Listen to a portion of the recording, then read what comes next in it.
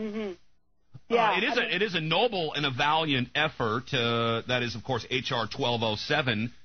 We certainly do need transparency. I'd like to eliminate them altogether, and maybe it would, cause some temporary suffering here, but then we would finally be back on the right track. And I would make mention that if Ron Paul wants to audit the Federal Reserve, all he has to do in any of these hearings is ask Ben Bernanke who owns the Federal Reserve and name the top 10 shareholders. Very simple. Yeah, Alan Grayson, who's a Democrat, he's been very hard. God bless him. He has been very hard on them, but he's also out shilling for health care. And it was funny last night on the General Electric channel with Keith Obamaman. He had Jay Rockefeller on, who was out shilling for health care, or threatening us, basically. And Oberman, trying to stir up the mud a little bit, mentions Alan Grayson, and man, you should have seen Jay Rockefeller's face turn to his eyes went black. I mean, he turned into a reptile, right? No, I mean, he really got upset just at the mere mention of the name Grayson when they're supposed to be on the same side of the issue that they were discussing, because Grayson is tearing apart the Federal Reserve, all right? I mean, that's the one thing he does, and maybe that supersedes all the other things he's doing, which I'm not for. Well, I'll tell you what, some of his questions, when I first saw him, he didn't look like much. I'm like, oh, this guy looks a little slow. And then I watched his technique, and I'll tell you what, I mean, the man is a hero in my eyes. He really is. He just, now let me see if I understand correctly. You're telling me that you don't know where $2 trillion of taxpayer money went? Yeah. I mean, and so what do we have here in America? This is the truth. This is the bottom line. We have imperfect weights and measures. Okay, the Bible talks all about this. And we have a system whereby you and I can't win no matter what we do. And therefore, we need to understand how the weights and the measures are scaled against us in order to make decisions that will help benefit us.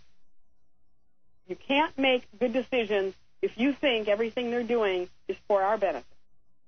Well, that's for sure, and you've got the Keynesians out there, the so-called liberals, who are calling for the very regulation that they're dying to give us. These, again, the very people that caused all of this. Look, I look at this, Joan, a lot like I looked at 9/11. Okay, I believe that was an inside job. I think that that has been borne out and proven on any number of levels. At least we know that the government was absolutely lying to us, that they benefited. They had the motive and the opportunity. That was their new Pearl Harbor that they had talked about in the PNAC document just before that. And I believe that what we've seen here over the last year plus has been an economic 9/11. I also believe that was an inside job. I believe that without that, they wouldn't have had the Pearl Harbor they needed to consolidate everything. But at the bottom of all of this, you've got people out, maybe some people on the left and the right, saying, it was just massive incompetence. That's all it was, because it can't be anything else. It's either an inside job or it's massive incompetence. If it's massive incompetence, why are we trusting these guys to do even more of it? Mm-hmm. I interviewed Paul Volcker in, I think, 2004, and I was trying to get him to tell me, looking back at everything he did, because after Nixon took the dollar off the gold standard, he was sent around the world as Assistant Treasury Secretary to, make new arrangements. And so I was trying to ask him, as he looks back, what does he see? And he said to me, oh, we didn't do a very good job. I said, what do you mean? He said, we didn't do a very good job. I said, well, what do you see for the future? He said, oh, in a globalized world, you need a global currency. And so, first of all, he admitted, you see, this is the whole thing. It's called creative destruction. They order out of chaos in order to do what they want. Yeah, well, I mean, you've got to have that vacuum. Going back to devaluing the currency, I mean, another thing that levels the playing field, and I kind of gave you the end game, but Joan talks about how this is a way to increase the use of credit to capture a country and the world, and that's exactly what happens when all money is credit, ones and zeros in a computer screen. By the way, the leaders of the free world of the G20 met at the Botanical Reserve. Do you know if they have any plants or any reserves? I'm not sure about that either. The fact of the matter is, to be able to control all credit, and this is why the Federal Reserve was set up in 1913. This is why the Bank of International Settlements, which I'm so glad you talk about and break down, has ultimate control over all these factions of central banks and their front groups around the world. But it is to give us, credit or not give us credit. And I'm going to tell my listeners right now, as we mentioned earlier, if you're not going along with this, you're not going to be getting any credit personally. This controls everything. That's right. And so I think I've said to your listeners before on your show, I've said it on other shows, they need to reduce debt, eliminate debt.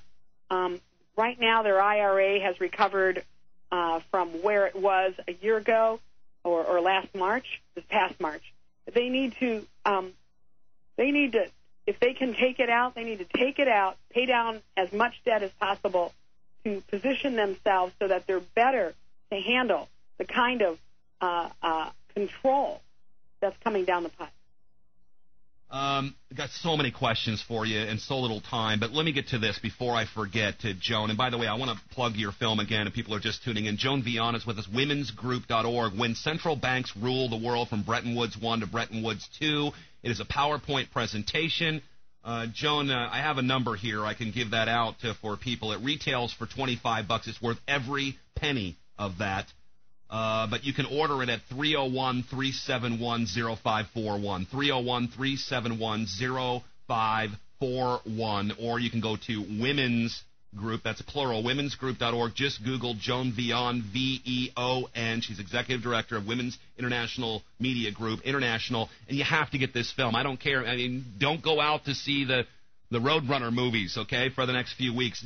Dig down deep and get this film and show it to everybody you can, because we can't possibly cover everything on this program that is contained in this film. It will make you an expert on the global financial system, and I want you all to be with me on that. Joan, I have a guest on tomorrow who called me yesterday and said, Jack, we're going into the dark ages this Friday or in October, the end of the fiscal year. Accounts are being settled. They can't handle it. All mayhem is about to be let loose. I want to get your comment on that.